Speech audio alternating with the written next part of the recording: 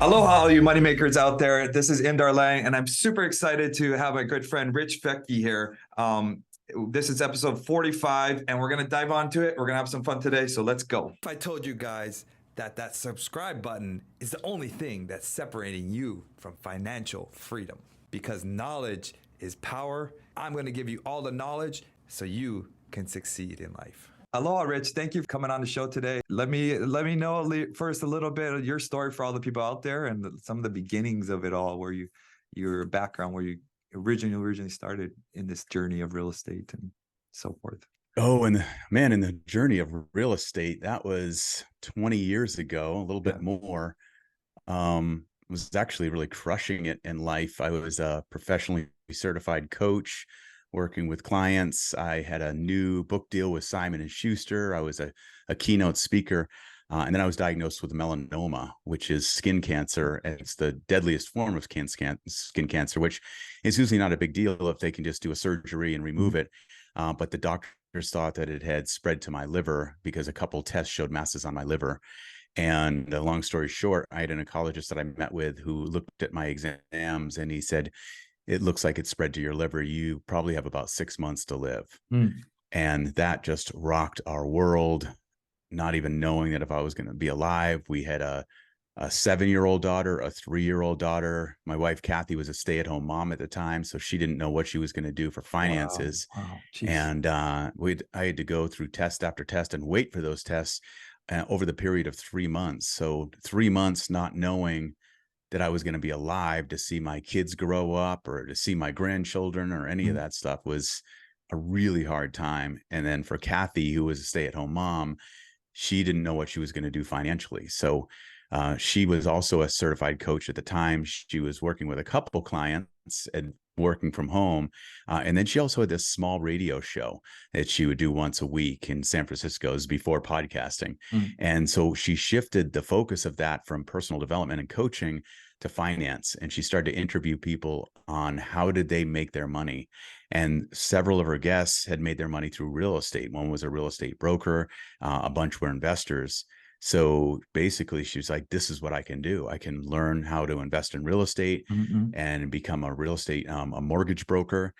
And thankfully, the doctor's diagnosis was wrong. The melanoma did not spread to my liver. It was what they call a false positive. Yeah. It was just clusters of blood vessels on my liver, what a lot of us have. They said 20% of the population, but it was that curse that felt like a curse turned into the blessing of us being introduced to real estate investing. So once I got the all clear, cancer free, we started to invest. Kathy and I went to, we were living in San Francisco and we went out to a little town north of Dallas, Texas, and we bought 5 investment properties. And that was our start into it. And we started that way as became landlords. Yeah. And honestly, we just had friends and family saying, how are you doing this? How are you living in San Francisco and investing in Texas?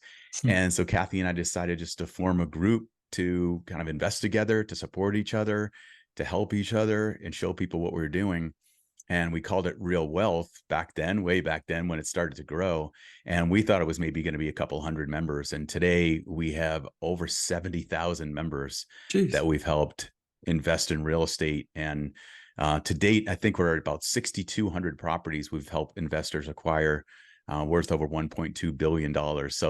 So that curse back then definitely turned into a blessing of helping a lot of people and connecting with people like you, with Brandon, with so many amazing people in this industry. For anyone out there listening, I've known Rich. I've known you actually longer than you probably know me, just because you were going to the groups, and I think we were missing some of the group meetups with Brandon and the group. So I've heard of you before. I actually even met you, and I already admired you guys from before then, because you and your wife Kathy have this just kind of amazing bond that just glows when you see you guys, and it's amazing. Thank you. I feel like you guys are just young at heart too. I mean, we were jumping off the bridge. We were at was the Hyatt, I think we were at. We snuck. I think it was right on the beach. Yeah, we snuck out at into the hot tub first late at night. The hot tub was closed down. We were like ducking in as the security would walk by. And then we climbed over on the bridge and jumped off, late at night when we're, not supposed to. Yeah. I feel like It was funny. it's just still always being young at heart. It's just amazing. And it's Kathy's got a rule, got a saying that she says, "I like to break a rule a day," and she tells that to our kids and everything. So, so it's like, "Mom, I broke a rule today," and she's like, "Good job." So, good job. I think that was we just made it in that day. We almost hadn't broken a rule, so jumping off that bridge was our rule breaking Yeah, for the there day. you go. Pushing the boundaries, Yeah, pushing. that was fun. Yeah. But yeah, I mean, so we're part of, Brandon's group in this circle of just amazing people. I really was bummed you guys just did the marriage retreat, and my wife is out of town with her family, and I really want to go Mm, because I love Brandon's everything Brandon does. He does over the top, and it's like he gives you more than you expect in every group totally, meeting that I always go to, and the community is absolutely. just so great. It's all good people, and that's what I love about it. High level people too that you can really share your experiences, your strengths, and I feel like they know their struggles. So everyone in the group, so I always feel like at Yeah, very ease and transparent, very connected. Yeah, yeah, yeah. amen. I always feel that sense of like bond really quickly to everybody because they have that Yeah. same growth. We all love real estate. We all have that same just mindset. And that's I think why it's so tight that bonds so quickly with everybody. And they know the Yeah, same and it's more than struggles. just money. That's Yeah. yeah, that's the cool thing. It's like everyone's, doing really well, or most people are doing really well financially through real estate. Yeah. And they're also about, just like Brandon's tribe, the Better Life tribe. They're looking to get the most out of all areas of life, be better parents, be better Mm. human beings, to give Yeah. back to, yeah. So just, yeah, I agree. Quality people, cool people. When you're talking about that, is all the group things I go with Brandon and a team, it's always like very successful people. You have to have some success to be into the group, but we don't talk often about the real estate. We're talking about how to be a better husband or better wife. That's most of the time the Hmm. struggle, or of course, how to grow a team or some of the other avenues outside of just making money. How to have a great culture for your company, things like that. I find intriguing that we all have that same struggle outside of just growing a business. Yeah, Yeah. totally. But so you started real wealth that long ago. That's amazing. I didn't realize how long ago it started. How Yeah, does it how does it 2003. how does it structure? So you guys find properties for investors, or how do you guys structure it all? Yeah, I'm a real estate broker, Yeah, licensed in California, so I can refer our investors and the members of Real Wealth to other brokers around the country. yeah, So most of our investments, and we property teams in different markets. So they're separate companies, but they're teams that find properties. After 2008, it was a lot of renovating, yeah. foreclosures and all that, and making them like turnkey, and doing a full rehab, getting them rent ready, and then putting a tenant in place. Over the past probably 5 to 7 years, there's been this shift and slow focus over from rehab properties to new builds. And Mhm, so now a lot of these property teams and brokers are finding developers and builders to build brand new properties. mhm, And then when they're ready to go, they put a tenant in place, and then we just provide the investors. So it's a total win-win. We send the investors to them. They get a buyer. It's yeah, great for the investor because we've vetted these property teams, make sure that they're, a lot of them have been with us for over a decade, some 15 years. So we know them, we trust their markets and their emerging markets. They're always growing.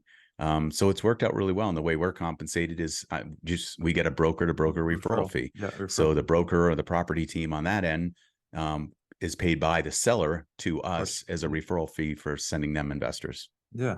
Oh, that's awesome. That's awesome that you develop those relationships, and it's really important, I'm sure, for you to make sure that the investor on the other side can really produce good products, great rentals, and so forth, because you want it, your name's at stake sometimes. So you want to make sure your Totally. Oh yeah. investors Yep. are going to do well, because it's got to be a win-win. That's amazing.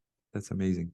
Yeah, There's a 100%. Even with the property teams, like if a property team is not developing, not delivering, and they're not getting back to one of our investors or something like that, our investor will come to us and say, hey, this property team or this, you know, property management company is not that great. So we'll follow up with them and say, hey, if you want us to keep referring people to you, you need to clean up your act. So it's kind of like this kind of group collective that helps everyone get support. Yeah, because you're providing volume to these guys, so they better step it up if they want the business. Yeah, exactly. Yeah. You kind of have some weight to throw around there. That's Mm-hmm. awesome. It helps. Yeah. So are you guys constantly looking for more investors, both sides, more investors to buy stuff, and then as well as deals on the other side? Or you have a pretty big Yeah, I mean, team? it's a constant focus. Yeah. Yeah. So we usually have about 1,000 people joining RealWealth every month. Oh wow, We've geez. always been like when we started in 2003, we kind of put the stake in the ground saying we are the anti-guru. We were kind of nauseated by some of these RIA clubs where they have the gurus come out and sell their old courses and Yeah. do the back of the room, you know, today Yeah. only thing and all. Yeah. So we're like, we're never going to do that. We always had our events were for free to join RealWealth. So we make our money through the broker fees. Yeah. And Yeah. so we're always looking for new members and to bring in quality people to the network. And then we're always looking for new property teams and new markets because it's you constantly have to pivot, right? You know, as interest rates change, as markets change, as companies move into new states or move out of states, Yeah. there's a constant moving around. And what was a great market 10 years ago might not be a great market today. So we're always looking for new markets, Are you new and property Kathy teams. vetting those yourself, or do you have a team now that helps vet the No, different Kathy used to markets? do all the vetting years Yeah. ago, but yeah, Yeah. we have actually a husband and wife team who are experienced investors. They flipped a lot of properties and they've been on that side of it, and now they work for us. We call them our property team managers. So Oh, nice. they'll go out to a new market that often Kathy will help identify the market. You know, her expertise is in market cycles and trends and the economics of Yeah. it. Yeah. So we'll say like, here's a market that we know that so right now we're north of Dallas, up near Oklahoma, where they're building all the chip manufacturing Oh, plants, wow. Wow. and they're putting in massive subdivisions and all that because just so many people are moving there. And so Mm-hmm. something like that, we're like, okay, we need to get a property team there. Yeah. And we go up, we look for the team, find out, and then basically they go through a kind of about a 6-month vetting process before we accept them as a property team, which is pretty stringent, but Yeah. it But keeps you're us from bringing volume. Yeah, ruining you're our bringing volume reputation. to them. Yeah. So they better be on it on their side too. Totally. Do you, Yeah. They better know what they're doing. I follow a quick 1% rule to make sure something's cash flows, but in those markets they cash flow really well. Um, I'm sure Mm. what kind of rules or what kind of guidelines do you guys follow in some of them? I'm curious. Yeah, you know, in those markets, the 1% does actually work. It's one of the Yeah. very rare markets in the States where you can do the 1% rule anymore. It's like so many places. It's kind of like that 0.8, right? Yeah. We're Yeah. getting around 0.8 is the there, but real rule. Yeah. Yeah. right nowadays it's just, you know, and especially when you're looking with, you know, today's interest rates and everything. Yeah. You know what, the cool thing though, a lot of these builders and these property teams are buying the rate down for investors so they can move more property. So like Kathy and I just bought a duplex in Palm Beach, Florida, at a 4.75 interest rate locked in. So Jeez. pretty awesome. That's That's because the builder did a buy down on that rate. So yeah. we're like, oh yeah, this is a no-brainer. Yeah. So we can actually kind of get that. You don't get the 1% rule on the price of the, it was about, I think it was 480,000 for the duplex. Yeah. But it's still, we're getting probably about $600 a month in cash flow. But you know, honestly, where Kathy and I we're boring investors. We support that long-term buy and hold, Yeah. you know, buy, refi, keep it forever type thing. So Yeah. most of the investors who come to RealWealth, they just want to put together like a small portfolio of, you know, 10 to 20 properties. And some of them will just are happy with that. They're busy professionals. They don't want to deal with finding properties or fixing properties up, any of that. So they just want it easy. And then some of them, once they kind of get their feet wet and they've moved out of the stock market and into real estate, Yeah. then they'll say like, oh, I might do some commercial. I might do multifamily or something. But most people start with that kind of that 10 pack, if you will. Do you ever pitch them cost segregation, some of the tax savings that they can get owning rentals, or kind of let them know about that? A lot of people 100%. don't know about cost seg and all that. Yeah. Yeah, yeah, absolutely. We did definitely looking at that, especially if they're going to be doing a small multifamily. Sometimes we've helped our investors get into something like, just something small, like a, Mm, a 10 to 15 unit multifamily, where they yeah. can get a lot of cost seg on that. But we don't teach them that. What we do at Real Wealth and always have is we always bring in experts, and Yeah. we'll have them on a webinar and on our podcast and help that way. So they, everything from 1031 exchanges to cost seg or whatever it might be, or asset, setting up your assets and your entities Yeah. correctly. Yeah. We usually leave that to the pros. Oh, nice that you bring the people on there. Yeah, I teach. I mean, speak to my investors about cost seg a lot of times, and it's very it's something so easily to explain. I feel like, but I don't know. It's sometimes maybe too good to be true. I don't know what it is. What's the disconnect of Yeah, people explaining cost seg? But no it's idea. I know it's genius. You got to take advantage of all this yeah, tax benefits and of being a real estate investor. yeah. Yeah, some people are just like they seem too busy to learn it. Yeah, it's great. I was speaking to an agent the other day about it and explaining to them, and she didn't even like believe me, or like didn't like, she was like brushing me off. I'm like, she was telling me she was Right, paying that like a can't be hundred. legal. Yeah, she's paying 100 something thousand in taxes. I'm like, and you have rental properties, dude. You need to be doing a cost seg, and she just like brushed me off. I'm like, geez, okay. I mean, Yeah, right. No, I'll just buy a jet, then I'll get yeah, my yeah, right. I'll bonus just go buy. depreciation. I'll buy more stuff, more expensive stuff. Right. We laugh about it because we know how stupid it is, but some people think that's the way. Oh yeah, mindset. Yeah, the mindset. Yeah, the mindset shifted all. It's interesting now as I start making more money. It's more about how to save and not pay your taxes legally with some of these structures than compared to making more money. Sometimes it's interesting, but Yeah, I mean, it's that old thing that we hear so much. It's like taxes are the biggest expense in life. yeah, It's some people just like they accept it. It's just like, oh, that's the way it is, and yeah. it's like, but man, there's so many ways to save on taxes, especially as an investor. Yeah. Oh, yeah. When you're in real estate, yeah, there's tons. You were a gym guy before. I seen you. You really used to do. Did you do a lot of gym stuff, competition stuff too, or no? I seen some Yeah, yeah. pictures of you. Yeah, I was a competitive bodybuilder yeah. for about 10 years, My and I wife, owned a because health club in Boston. my wife was. You're from Boston? Wait, Yeah, yeah. I grew up in Boston until I was 30 before I moved to California. And yeah, so I started a health club when I was 23 because I was competing in bodybuilding yeah, then. And the gym I was training at, I asked them if they would sponsor me just with a free membership. And they said, yeah. no, we don't do that. So I was like, geez, man, I've been so supportive of you guys and giving you shout outs at Yeah, these then give me a competitions. And I free was doing well. $30 a And month membership. Come on, yeah, exactly right. yeah. Yeah. So I was training for a contest at the time, and I was with my training partner. I'm like, man, we could do a better gym than so many of these gyms. And Mm, so that was the spark. And I just my parents co-signed on a loan, and my partners did too. And we started this facility, a world gym. And it was a life changer. It taught me about business, yeah, taught me about how to lead a team, all yeah. that stuff. But yeah, so yeah, that came Where was from it? Where was the bodybuilding and gym? in It was in in Boston. Beverly, Massachusetts. Oh, the Mass. Yeah, My it's wife's from right my on wife's the from ocean. Mass. I just came back from Mass. She's in Agawam, Springfield, Connecticut, Agawam, and Oh yeah, okay, she yeah. did shows. She used to compete too, as well. So it's interesting because Yeah, it's so she's funny. from Yeah, I Boston. won She Mr. did show. Massachusetts, so that's Oh, hilarious. you did? Oh, That's wow, cool. that's Yeah, cool. back Yeah, in the day. yeah, Yeah, but I know the video that you saw of me. That was my off season, was bench pressing. I'd get really heavy and really big and yeah, as strong as I could and as big as I could before dieting down for shows. But yeah. yeah, that video of me getting slapped around to get motivated is pretty hilarious. Yeah, yeah, you're good. I seen that. You're just getting hit and hit. That's so funny. But that's what it takes, I guess, to go hard. Yeah, to get me going. Yeah, I'm pretty chill, but slap me in the face a few times. I'm not Yeah. so chill. It Yeah. helps.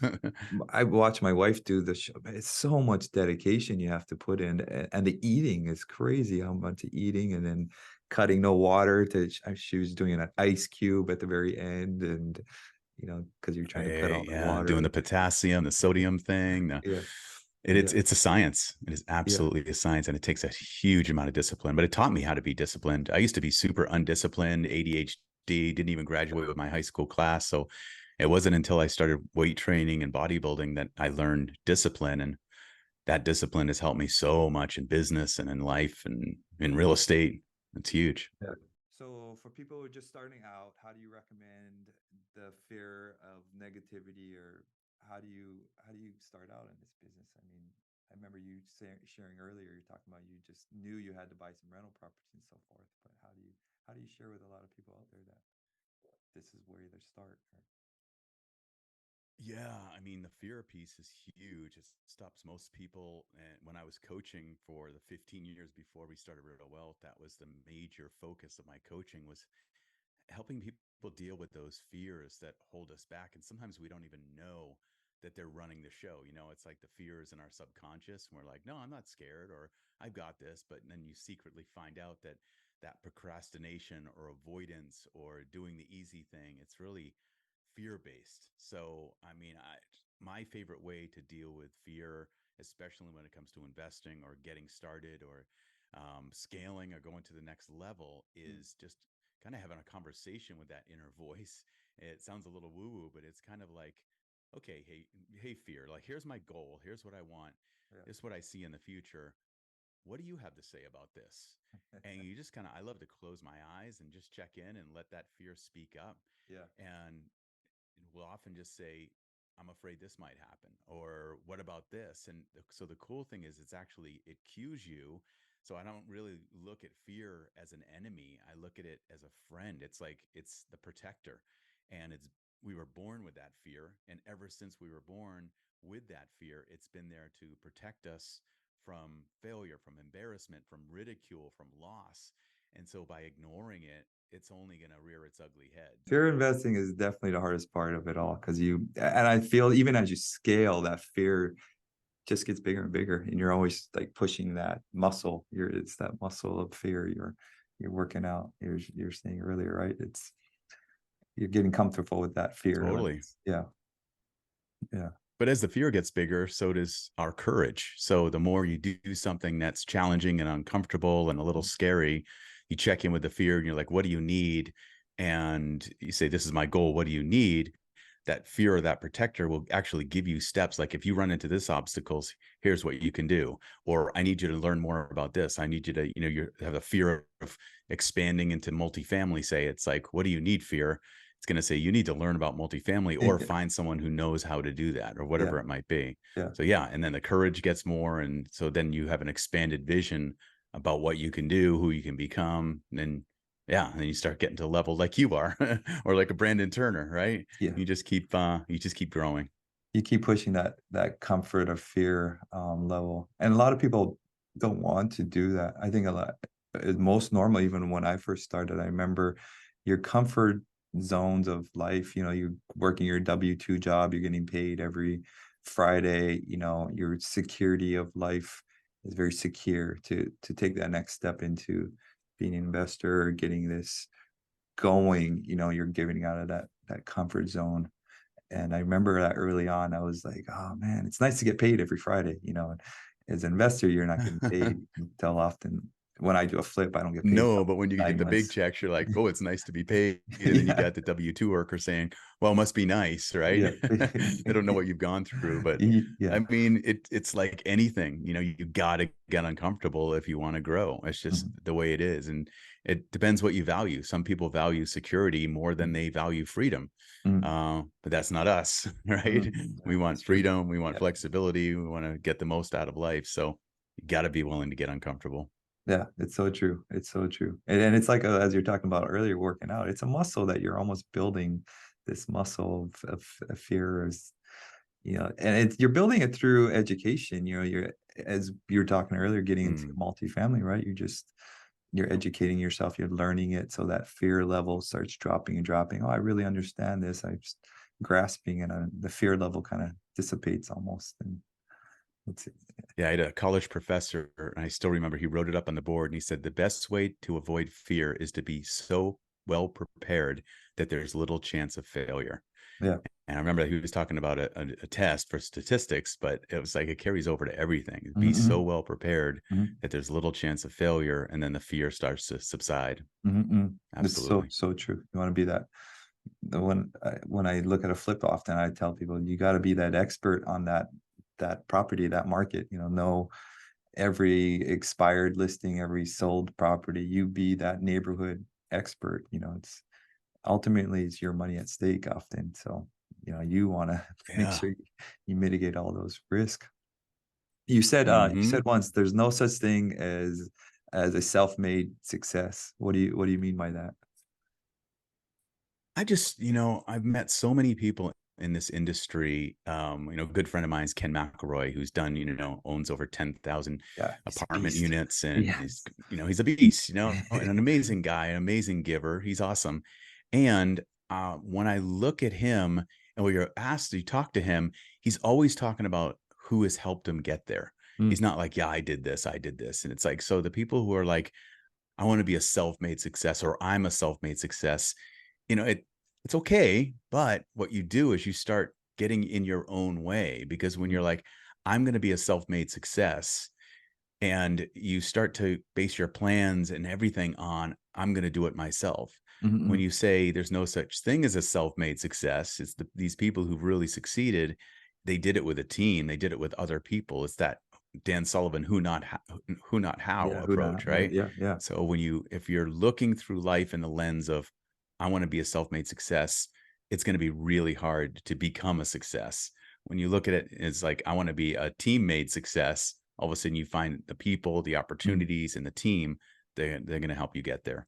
So just a simple thing that I'd like to say to myself is, Rich, don't try to be a self-made success. Don't try to be a lone ranger. It's Yeah, not going to get you anywhere. it's so true. And because early on, when you're trying to do this by yourself, you can only get so far. And I struggled with that myself. No one could do as good as me. It's got to be me. And when Yeah, I started hiring and building a team, you know, that's when you start growing, and that's when you start be able to do more. A lot of people are looking outside, even looking outside of your group and your team, and they see this huge success, but they don't know the team, the hours, the struggles that it took to get there, to get to that, to get to that for success. sure. Yeah, they just see that Yeah, big in picture. the early Yeah. Yeah, in the early days of Real Wealth, it was just, Kathy going out there, making it happen, finding the property teams, negotiating things, doing strategy sessions with clients and everything. Mm, And then our first hire was a bookkeeper. mhm, And then our second hire was a new, or our first investment counselor. And then we did this thing. This was really cool. And I'd recommend this to anyone who's got any type of business, is to lay out your organizational chart mm. 3 years in the future. Oh, So you wow. think, where do I want my company to be Mhm, in mhm. 3 years? How much revenue? How do I want it to go? And then you say, so what would that look like team wise? Organizational chart. Who's the CEO? Who's marketing? Who's sales? Who's finance? Who's legal? And you create this organizational chart. And in the beginning, you say, okay, now fill these seats with who is doing it now. Mm, And mm. usually it's you, your partner, maybe a couple hires. But over time, you start to replace you in that seat with someone else. And what I love to do is look at that organizational chart and say, okay, we got this position here. Oh, we want to hire a third investment counselor. And you put hire Q4 2023, Mm. and you get set and you say, this is our next hire. And all of a sudden, and then you look back on it. And Yeah, it's really cool. We look back at our old org charts, and it was a lot of Kathy and me in those spots. And now it's just Kathy and me in the owner's seats at the top, the and we've got a visionaries. whole team of Yeah, leaders who just run the company incredibly well. So we have a self-managing business now. It's awesome. that's really cool. You're just reverse engineering it, really, and you're planning it for the Mhm. future. I love how you're Yeah. implementing also some of the revenue streams that, benchmarks to hit too, to not just an ERG chart, but putting some of the numbers that you want to hit and by when and dates, because I've heard just, draw out your ERG chart, of course, but I love the futuristic goal, and because I love reverse engineering things, and so that's interesting. Yeah, that's Yeah, exactly what it yeah, is. I like it's a yeah, great term. Love yeah, that. yeah. Just doing the math, figuring out how to get there. Yeah, reverse engineer. That's great. That's so cool. That's cool. Um, that's cool. So the last segment we have a question that we've gotten asked from uh, our followers out there. KT asked, do you have any advice for those planning on getting into business with a partnership? So you guys are experts at that with your husband and wife partnership for years, and I actually really look up to your guys' partnership. You have this like really nice chemistry. It looks like, Thank you. everybody, and even in person, people who don't know you guys have this great chemistry between each other. Thank you. Yeah. Appreciate that. Yeah, it's a blessing. You know, we've gone through our challenges, of course, like any couple, like any business partners. You know, like I said, when I had that gym, I had two other business partners and learned a lot through that process about, you know, finding your unique strengths and everything. And honestly, when I wrote The Wise Investor, it's a parable, and it tells the story of this guy who really learns the power of partnership with Mm, his wife. In the beginning, he's like the investor who's like, I'm going to do it all. I'm going to make all the investment decisions. He doesn't include his wife. And over time, it starts to blow up. Their marriage starts to blow up in a bad way because she doesn't feel included. He's doing things on his own. So he learns this lesson. That's one of the lessons he learns from the mentor in the story, is how to be a better husband, how to be a better partner, how to include his wife in their investing, and also yeah, how to support her in her business that she's growing. yeah, So, you know, I think it really comes down to, number one, to really work with a good partner is what we call weekly communication connection meetings. yeah. So every week, Kathy and I have this connection meeting, and we like the term that connection thing because it's like, instead of resisting that meeting, which is Mm, easy to do with your mm, business partner, mm, because we get so busy working on the business, you know, mm, or in mm, the business, that we can't work on the business. So having that weekly connection meeting with your partner, and to really look at the KPIs, how are we doing, what's working, what's not working, to ask your business partner, what do you want me to do more of? The way yeah, I'm showing up in this business, what do you want me to do more of, that I'm doing well? And what would you like me to start doing less of? What's something that might be bugging you or bothering you, or you wish I didn't do it so often, or it didn't show up so much? And and a key there is being willing to hear it too. Is yeah. like, get yourself in a good Especially as place, a check guy. your ego at the door, Yeah. right? Yeah, Yeah. exactly. To just be like, so that's the cool thing about the meeting. It's framed, you're ready, you say, okay, I'm ready for this feedback. What is it? What Yeah. do you want me to do less of? Yeah. And to be willing to hear that. Don't get defensive and say, well, I do it because of but or why or whatever. You just say, oh, okay, thanks for that input. And then just process it and think about, okay, how can my partner's asking me for something here? What Mhm. can I do to honor this request? And vice versa for your partner too. Mhm. So I think that's a game changer, really. That's awesome. And then, yeah, you're setting goals and you're setting where you want to go together in life. That's amazing. Make sure you're on the same page. That's Yeah, you got that's to the have a key to it aligned all. vision, a shared vision. That's Yeah. another thing. You know, Kathy and I just did that. Had a couples retreat at our place here in Malibu. We Yeah. had 5 couples here, so it was 10 people in the room with Kathy and me. And the biggest thing that we did that people got the most value is we had each couple sit down, and you could do this with your business partner, and you take a stack of post-it notes and you write down what you envision in the future in 5 years if Mhm. everything turned out just right. How much money would you want to be making? How much free time do you want? What's the business look like? How many employees do you have?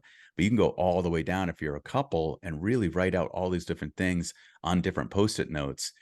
And you're not looking at your partner's answers, they're not looking at yours. But when you're done, then you take all these post-it notes, you put them together, and then you start to combine them together, and you'll find out that what you're aligned on, how your visions align, and you'll be surprised at how many things align. And then you can start to put them together and you say, okay, this area called travel is one thing, and you have all your visions shared in there. This other Mhm. one about finances, how much do we want to make making? What's our net worth? What's our monthly cash flow? Health and fitness, what does that look like? And then all of a sudden you create this shared vision statement, whether you're business partners or life partners. It's like, this is our shared vision of where we want to be in 5 years and 10 years.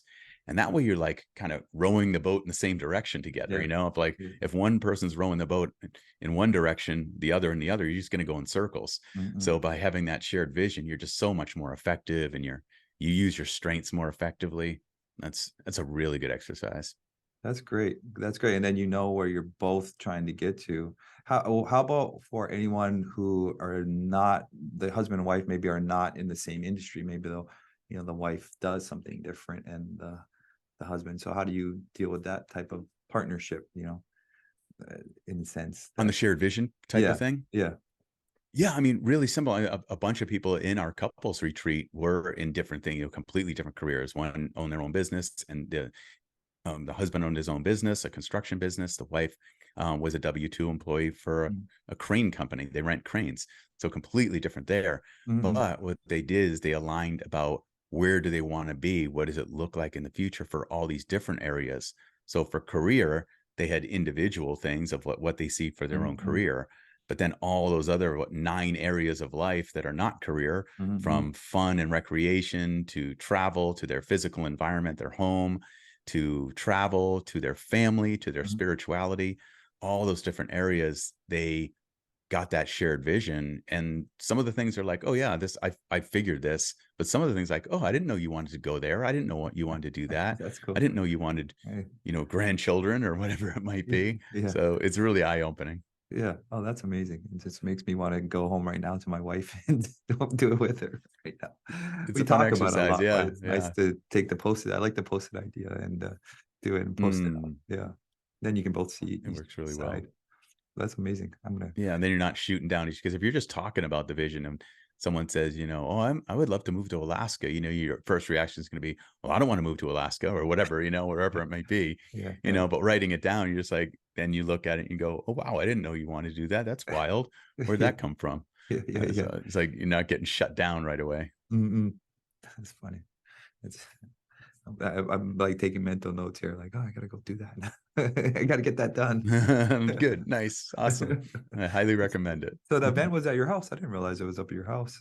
I didn't the event. Our couples retreat that Kathy and I did was here. Yeah. In Oh, Malibu at our place here. It's just the perfect meeting space. And this is actually where Brandon had that fundraiser dinner, which was awesome. We raised, forget it was, I think it was 60 grand in one night for a dinner we had for the Tim Tebow yeah, yeah, yeah. Foundation to Stop Human Trafficking. It was, And he brought up the Kiabi Kiabi guy. Outdoors The was Kiabi guy. here. Yeah, yeah. Those guys are great. I Yeah. love that. I love their food. They're amazing. They're Yeah. so cool people. And man, they are incredible chefs. Yeah, So yeah, that was an amazing evening. they need to open up a restaurant. That's what they need. They need a nice restaurant. Yeah, I know. An outdoor restaurant. Outdoor restaurant. But nice. I don't want to take too much of your time. Sorry for the people who aren't listening. We had a couple of little technical difficulties in there, but thank you for bearing with us. And Absolutely. I'm actually you dance in the moment. I think I'm gonna go home and tell my wife I met Mr.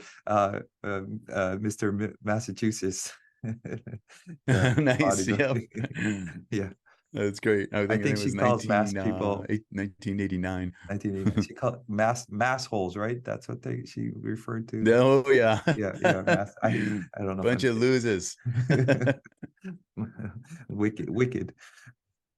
Actually, I Yeah. went to a Boston game, and it was the most classic Red Sox game when New York guys came, and somebody yelled, what did he yell? Go back to New York, you bum. I'm not doing it right, but it was Yeah, that's totally it. Yep. the most Fenway classic Park with the is green monster. yeah, most classic is Boston moment. But Oh yeah. I love that part of the world. That's a nice part of the world. It's But entertaining, that's for sure. thank you so much. Oh, so anyone out there listening, following, where can they find you and follow you at and on your socials? And Our company's website is really simple. It's just realwealth.com. yeah, And then on social media, just Rich Fettke. Pretty yeah. simple. And Rich and Kathy, you guys have got some nice social medias too.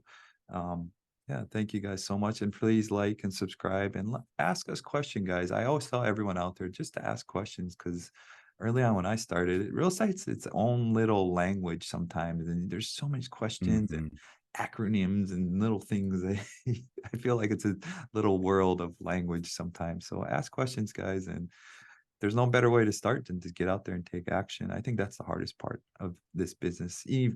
No matter where you are, it's the action part, taking action and just do it now, figure it out later kind of thing. Yeah. But, and make connections with people like you and yeah, Brandon, and use all those resources. That has been amazing for us. Just stand on the shoulders of giants. yeah, I It really love the works. group. I love the group. I just love I try to go to every event there is. I'm really bummed I missed the last one, but just loved hanging out with everybody. I don't even care about Yeah. I mean, the events are great, but I just care about hanging out. The networking part is just so much great sometimes. Mm-hmm. Yeah. But thank you so much, and I hope to see you soon at another event. I don't know what's coming up, but I'm sure there's something coming up. There's always something. Yeah. But Looking forward to it. Definitely we'll yeah, see each other there. we'll jump off a bridge again, or I'll get a waterfall for us to jump off over here next time. Oh, yeah, I'm in. All right. Love it. Yeah. Well, thank you so much for taking the time and being on the show, and thank you so much for just talking story. I really appreciate it. Yeah. Right on. Likewise. Aloha, brother. Thank you, everyone. Aloha, everybody. Thank you.